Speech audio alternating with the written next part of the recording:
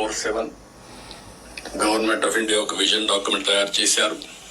మనం కూడా పేరేం పెట్టాలని ఆలోచిస్తున్నాం. వికసిత ఆంధ్రప్రదేశ్ లేకపోతే ఇంతకుముందు స్వర్ణ ఆంధ్రప్రదేశ్ పెట్టాం. ఏదైనా సరే అక్టోబర్ 2వ తారీఖున మన విజన్ డాక్యుమెంట్ మనం రిలీజ్ చేస్తున్నాం.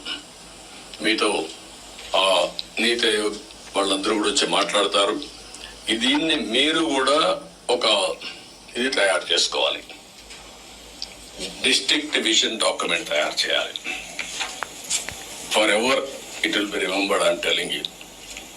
నేను 25-30 ఏళ్ళకు మనం తయారు చేసినటువంటి విజన్ 2020 అందరూ ఎగతాళి చేశారు.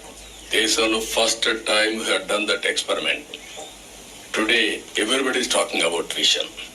ఇప్పుడు మీరు చేసే విజన్ 2047 ఆ డిస్ట్రిక్ట్ కి మీకు ఎప్పటికీ సాటిస్ఫాక్షన్ ఉండేట్టుగా, ప్రొఫెషనల్ సాటిస్ఫాక్షన్ ఉండేగా ఉంటుంది. కాబట్టి మీరు దీన్ని తయారు చేయడంలో ముందు ఉండాలి. సెప్టెంబర్ 20కి 100 రోజులు అవుతుంది. 100 రోజులు నేను టార్గెట్ పెట్టుకున్నాం. అందరూ కూడా 100 రోజుల్లో ఏం చేయబోతున్నారు మీరు కూడా చేస్తున్నారు. ఇప్పటికే మేము ఒక 5 సిగ్నేచర్లు పెట్టాం. ఇప్పుడే ఎక్స్ప్లెయిన్ చేశారు. 7 వైట్ పేపర్స్ రిలీజ్ చేశాం. రైట్ మ్యాన్ రైట్ ప్లేస్ లో పెట్టడానికి ప్రయత్నం చేశాం. ఎవరన్నా తప్పులు చేసిన వాళ్ళు తప్ప మిగిలిన వాళ్ళందరినీ రైట్ మ్యాన్ రైట్ ప్లేస్ లో పెట్టడానికి ఒక కలెక్టర్సే కాదు, ఆఫీసర్లే కాదు, కడప మంత్రులు కూడా మేము వీలైనంత వరకు మా మంత్రివర్గాన్ని కూడా దాన్ని ఎస్టాబ్లిష్ చేసుకున్నాం. మెరిట్కి ప్రాధాన్యత ఇచ్చి మేము సూపర్ 6 హామీలు ఇచ్చాం. దానికి కమిట్ అయి ఉన్నాం. ఇందులో 3 పాయింట్లు సార్. ఒకటి 5 డాక్యుమెంట్లు లేదంటే 7 శ్వేతపత్రాలు, సూపర్ 6 వీటి మీద కట్టుబడి ఉన్నామని చెప్పడం. వికసిత్ భారత్ లేదంటే ఇంతకుముందు స్వర్ణ ఆంధ్రప్రదేశ్ అని పెట్టాం, ఇప్పుడు వికసిత ఆంధ్రప్రదేశ్.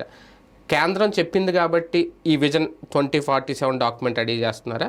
ఇంతకుముందు 2020 డాక్యుమెంట్ లాగే 2047 డాక్యుమెంట్ చంద్రబాబు కదా అంటే, ఎందుకంటే మధ్యలో సెల్ఫ్ ఎక్స్పెరిమెంట్ గురించి కూడా మాట్లాడారు కదా, 2020 నేను చేస్తే అప్పుడు అందరూ నన్ను ఎగతాళి చేశారని. ఎలా చూడాలి? బేసిక్గా ఒకటి, మనం శాశ్వతంగా ఉంటాం అనుకోండి, అప్పటిదాకా మనం ఒకటి ప్లాన్ చేసుకుంటాం. మిగతాది జరిగే వాటిని మన పేరుతో చెప్పుకోవడం అనేది ఒకటి ఉంటుంది. జరిగిపోయిన వాటిని జరిగే వాటి ఓకే.